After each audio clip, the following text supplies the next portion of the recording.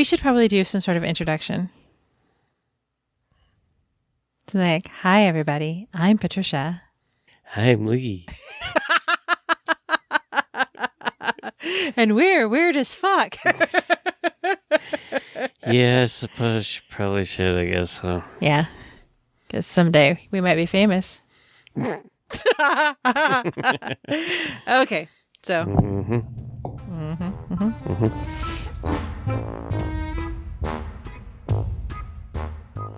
All right. Are you ready for story time? Yes, I'm ready. All right. So, back by popular demand, I've scoured the internet and found you more glitches in the Matrix. Goody. And if you have any of these, please do send them in because we love reading them. All right. So, here is Glitches in the Matrix, episode 3. This one comes from B. Scott Price. B. Scott Price. I don't know. And they write, I had a dream about a coworker. She loved dogs and would always ask me to share pictures of my GSD and Labrador. GSD. What is that? I have no idea. I'm sure some kind of dog. People know. Dog people, tell me. I have no idea. In the dream, she was on a couch crying. My lab is a very emotionally connected dog. She goes to anyone she thinks is sad, which is exactly what she did in the dream. My coworker looked at me and said, "Thank you for sharing her. I feel better about all of this now." When I woke up, I got ready and went to work and found that my coworker had tripped at the top of the stairs and fallen to her death. The dream still freaks me out when I think about it. It was so vivid and clear. So maybe in her dream, the coworker was actually dead and upset, and the dog comforted her. Yeah, doesn't sound very glitchy. No, it sounds more spooky, but I liked it. I thought it was cool because it reminded me of how I'm going to die. Tripping at the top of the stairs. Yes. Again. Again and again and again. Yeah, I'm embarrassed at how often it's happened, but that's why I want to work at a place that either has a working elevator or is on one level. I need a new job. All right, so this one comes from Fallen Hero. Hero is spelt like hero in Big Hero 6. HIRO. What? Oh, I'm just looking and you weren't making any noise. It was making me nervous. I was looking at the cameras. Well, stop it. Look at me. Look only at me. Yes, dear. While this may not seem creepy, I can tell you the experience most definitely was. This happened when I was 8 and working in the yard with my mom. My mother and I were doing the spring planting in the flower beds around the house. I went inside for a pee break, and on my way to the bathroom, I had to walk through the living room. I entered the living room through the kitchen. I looked up, and on the other side of the living room, I saw sitting on the couch none other than my sister.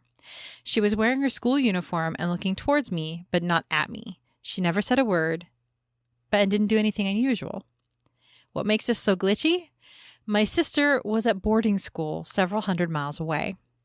She wasn't at home, she wasn't helping us plant flowers, and she certainly wasn't sitting at the edge of the couch giving me a blank stare. My little 8-year-old self reversed course and locked himself in the half bath until he regained the courage to go back through the house and finish planting the hostas. When I returned, my sister was no longer in the living room. Weird. That was really weird. Weird as fuck. Yep. Stars to hero. This one is anonymously posted. And they post, about 15 years ago, my friend's parents, Steve and Julie, were awakened at 1 a.m. to a very loud thud that rattled the whole house. Worried that one of the kids had fallen out of the bunk bed, Steve went downstairs to check, but all 3 kids were sound asleep and safely in their beds. Julie told Steve to check the house in case of intruders, so Steve checked the doors and windows before going outside to take a look. After a few minutes of investigating the noise, Steve came across nothing unusual and went back inside to go to bed. When he arrived in his bedroom, he found his wife absolutely hysterical and demanding to know where the hell he had gone and what had happened. Confused and tired, Steve told her he didn't find anything and tried to calm her down.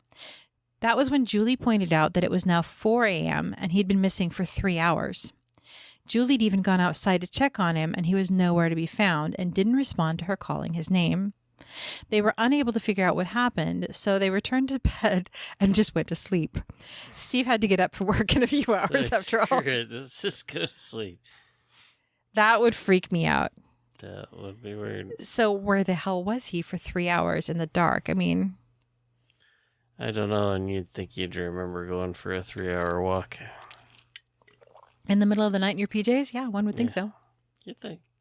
I would notice. My neighbors would notice as I walked around the house looking like a phantom with my hair all freaked out. Yeah. I do not wake up pretty. Not a whole lot of people do. Well, that's not what Hollywood have you believe. Hollywood lies. Lies. All right. So this one is also an anonymous poster. And they write, I was 19 and had a weird dream that stood out. My brother and I were walking into a Subway restaurant near where I live, and my head hurt. My ear was hurting. As I entered, I reached into my pocket and withdrew the cross my father gave me that I wear every day around my neck. Then I woke up. The dream was short, and it didn't make any sense. A few months later, I got into a fight with a guy in our neighborhood, and my brother was there with me. Walking away from the scene, we decided to duck into the nearby Subway so I could get cleaned up. Then I realized that the chain I wore my cross on was broken, and it was dangling from the other side of my neck. The guy I was fighting with had broken it during the fight, and my cross was missing. We did a 180 and went back to the scene and searched to find nothing. Disheartened, we returned to Subway. By now, I had a headache, and during the fight, the guy had grabbed my ear, and it was hurting. As I stepped into the Subway, I remembered the dream, and I realized that I was experiencing it in the moment now, and that this was the moment I reached into my pocket. And there it was, the cross. I had it in the middle of my palm. I've no idea how it got there. It couldn't have fallen in. In fact, it would have made more sense to have been anywhere else. But there it was, in my pocket, and now in my hand. Weird. Yeah, a little premonition of the future there. So this one I found on Reddit, and if you're interested in exploring any of more of these, I do post all of the links to my sources on our blog post on our website, so you can check those out. All right, so this one came from Reddit, and it says, I used to work in a building that had 3 levels of sub-basements, with the piece of lab equipment I typically worked on in the lowest basement. I had the only key. There was a wired phone in there, and I did work late some nights, but not this night. I was sleeping alone in my apartment when I woke up to a call on my cell phone from my girlfriend at 3 a.m. She was in hysterics and asking why I had scared her. Apparently, she received a call from the basement phone just a minute earlier with someone who sounded like me slowly repeating her name until crackling and fading out. My apartment was 10 miles from work. I thought she was lying, but when I checked her phone later, I saw the 3 a.m. call from the basement phone logged on in her call log. It still freaks me out. Can you imagine that? Having somebody call you and going, Lee. I'm going to do that if I die first. Totally fuck with your phone. How nice. Even in my afterlife, I will need a hobby. What? All right. So this one's a little bit longer. And I will tell you who it's by because it's long and when I get to the bottom of it. Okay. So when I was around 20, a few years ago, I kept having dreams about a woman with long black hair named Aurora. It's important that you remember that. Aurora. Sounds like a stripper. Wait. She didn't choose her name. They were different dreams, but for some reason, her distinct face and name always ended up in them. It got to the point where I would wake up frustrated and confused. Tried to Google her name and find out just how I was connected to her. After a few months, she stopped showing up, and I dismissed it. Fast forward a few years, Halloween 2009. I'm in the car with a friend stopped at a gas station. I'm about to pull out and merge into the highway when I get a phone call from a random number. So I stopped the car, but no one answered. There was a person behind me who grew impatient, honked at me, and then swerved in front of me instead of waiting the 2 seconds it would take for me to move. The second they get on the highway, some silver Civic loses control of their wheel and crashes into the car that swerved in front of me. I called the cops and waited at the gas station for them to come. Turns out the drivers of both cars died. It 100% would have been me if I hadn't gotten that phone call. I called it back a few hours later out of gratitude and curiosity. It rang 3 times and went to voicemail. The message was, "Hi, you've reached Aurora. Please leave your name and number." I've never had goosebumps like that in my life. I called it again the next day because I was confused about the whole situation. A woman answered and we talked. I told her my entire story, including the dreams I'd had. She tells me she doesn't know how I got her number and that she never called me as far as she remembers. Weird. I ask her if she has Facebook to confirm that she is in fact the woman in my dreams. I checked my Facebook and it was her. And that's from... That would be weird. Yeah, that's from Sarah X11. That's her username. That would be really weird. And why?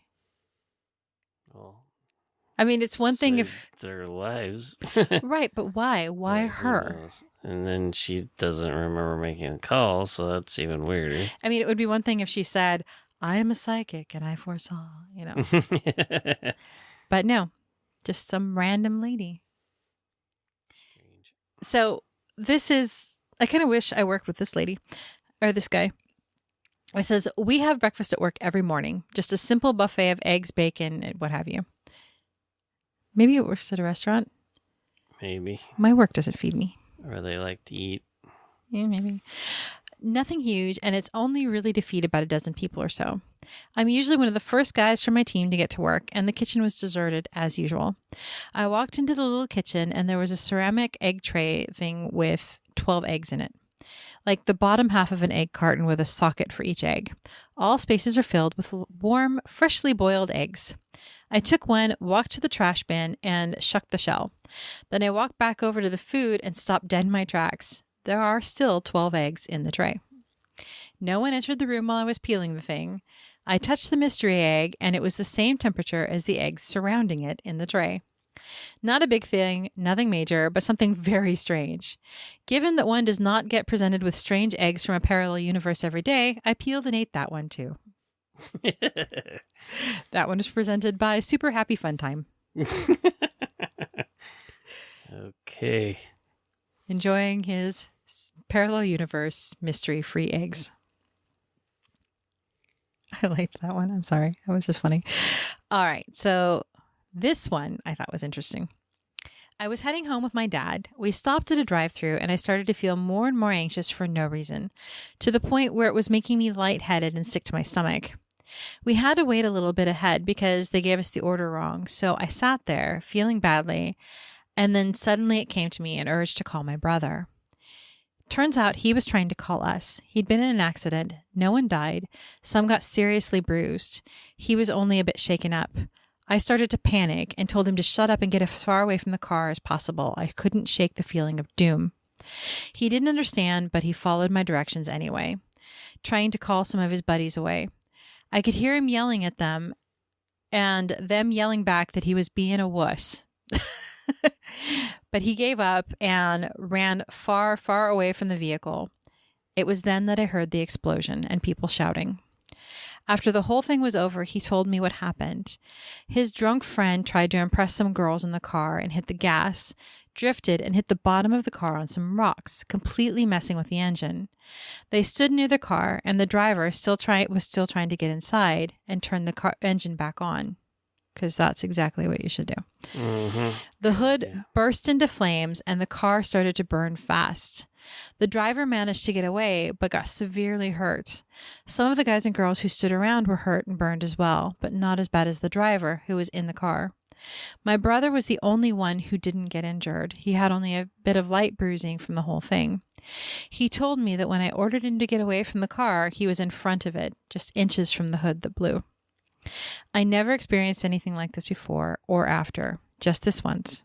It's a weird memory. I don't remember what I was thinking. I remember it like watching a movie and seeing myself and everything else from outside.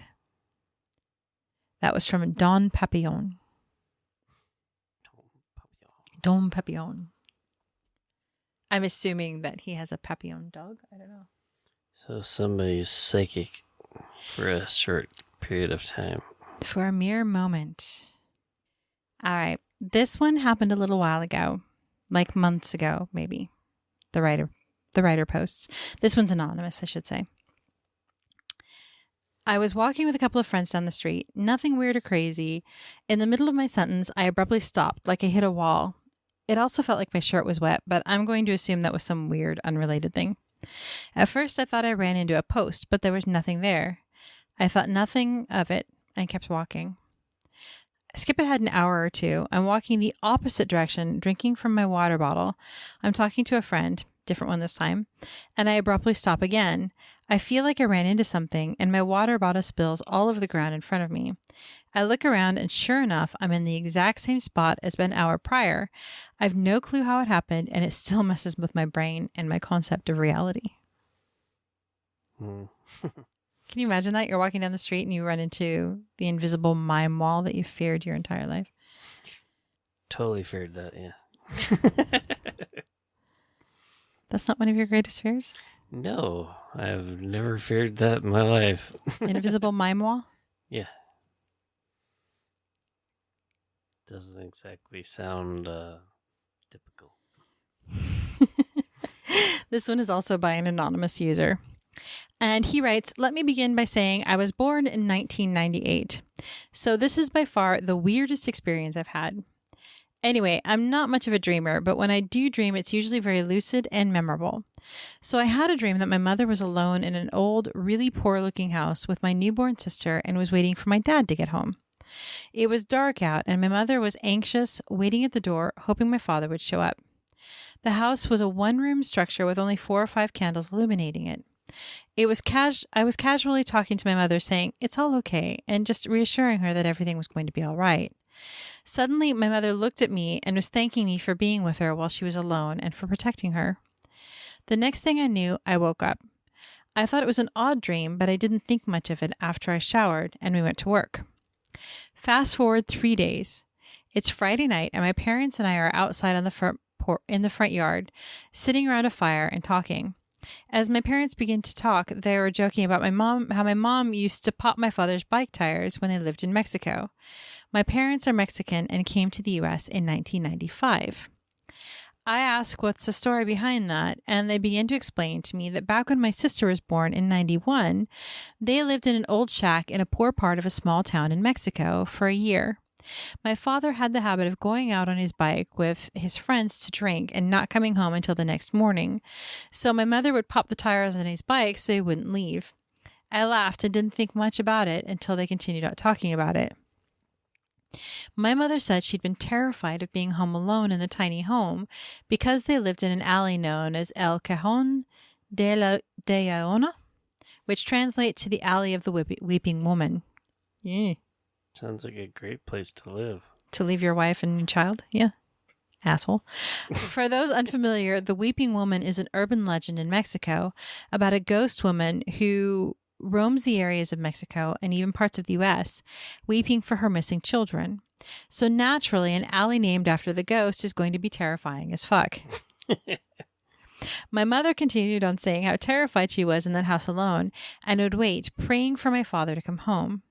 My father then made a joke, saying something along the lines of, "Why did you want me there? You claimed your guardian angel was protecting you." At that point, I thought, okay, what the fuck?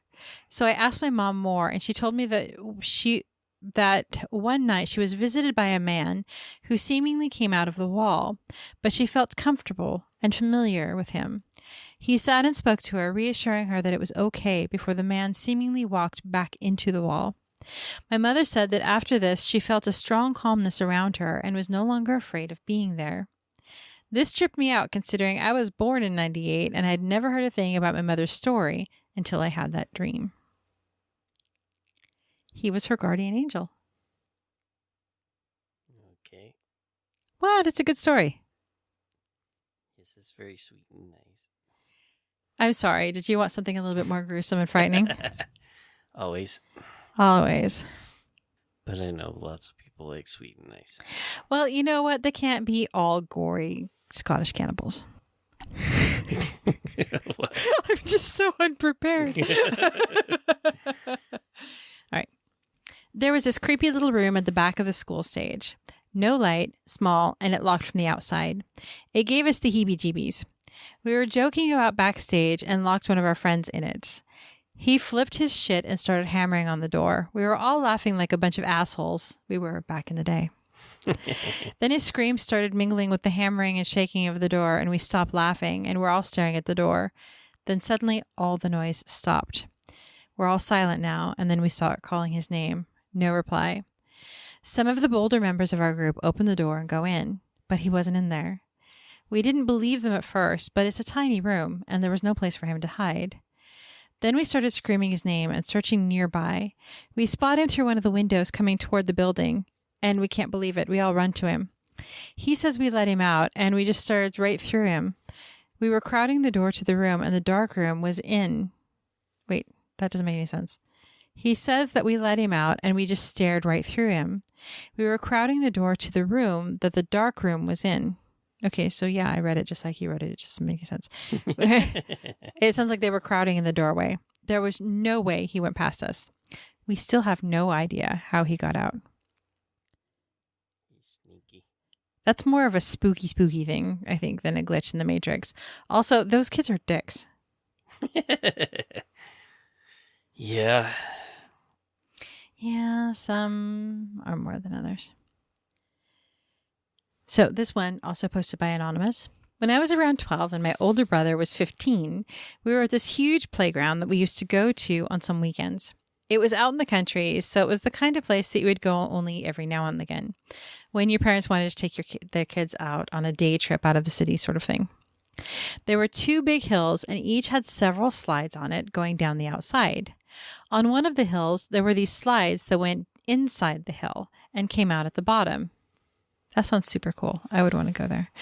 Mm-hmm. So you would climb to the top of the hill and then sit on the slide and go down in through the tunnels, twisting and winding, and then coming out from the bottom. My brother and I were at the top of the hill waiting for one of the slides. It got pretty busy, as you can imagine, when we noticed a boy getting out of one of the slides.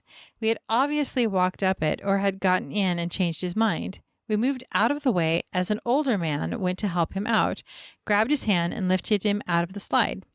We didn't think much of it and went down the other slide and went on with our day. No more than half an hour later, we were back at the top of the hill waiting our turn to go down another slide when I looked over at the slide that the boy had come out of, and there was a cage welded over the entrance to the slide. I asked my brother, "Hey, did you see a boy come out of there a while ago?" And he said, "What the hell? Yeah." We went over and had a look at the slide, and there was absolutely no way anyone could have gotten in or out of the slide. The cage looked like it had been on there for weeks. We still bring it up every now and again, and I don't know if it was paranormal or a glitch in the Matrix or what. It kind of sounds like maybe a glitch in the Matrix, but yeah, I mean, it's hard. It's weird. It's a hard to know where you draw the line between, is this spooky, or is this just weird as hell? Okay, so I have 2 more for you. This one's super short. In college, I met a friend and shortly afterward had a dream about being on a trip with his family who I'd never met. Several months after the dream, the exact interactions and conversations played out. I knew the next 3 things him and his family were going to say before it even happened. Is that a glitch in the Matrix, or is he psychic? Psychic. It depends on how north he was, right? Mm-hmm. Further away from the Val vortices. Yep. You're able to do these little psychic things. It's true. It was on one of our episodes. Check it out. And for our final story of the evening, I was in a London... It's the last one, honey. Thank God. Okay. I was in London on the tube, seated with my earphones in and just daydreaming. A really good-looking girl sat down next to me. Brunette, beautiful eyes, red coat, and a very distinctive tattoo on her wrist. This is important. Remember that. Right as the doors close, an old man gets on and stands about... Hold on. My notes just slid. Stop it. Right as the doors close, an old man gets on and stands beside me, so I offered him my seat, which he takes. I stand for about 3 stops, and he gets off, so I sit down. The brunette gets off at the 4th stop, but right before, she gets on the phone and starts speaking Italian, which I understand a little bit. My stop is still a little while away, so with my earphones still in, I fell asleep. I wake up and check my watch. I've been asleep for about 15 to 20 minutes. At the next stop, an old man gets on next to me and I stand up and offer him my seat, which he takes. At the following stop, he gets off and a lady comes in, face exactly like the brunette, except she was wearing a beige trench coat this time. She takes her coat off before sitting down and I notice that she has exactly the same tattoo on her wrist, and so I'm pretty confused and a little freaked out. As we approach our next stop, she stands up to put her coat on, and the crazy thing is, about 30 seconds before we get to the stop, she picks up a call and starts speaking Italian exactly the same way that she had with the other call, before getting off the tube and going on her way. That's definitely glitchy. That is glitchy, I think. I thought that one was kind of funny. I mean, can you imagine? It's weird as fuck. It is weird as fuck. Those are our glitchy stories for this month. So if you have any of your own glitch stories or paranormal or true crime stories or really anything that's just weird, we would love to hear it. You can stop over at our website at www.weirdasfck.com and submit it through that, or you can send us an email at no, that's not W. You don't do that with emails. Sorry, my bad. weirdasfckpodcasts@gmail.com. We would love to hear them. Yes. Yes. Yes. Somebody's got to start telling stories besides me. Tune in next week where I talk about cannibals from Scotland and why it's important to travel in pairs with guns. Aye. Oh, God. Bye.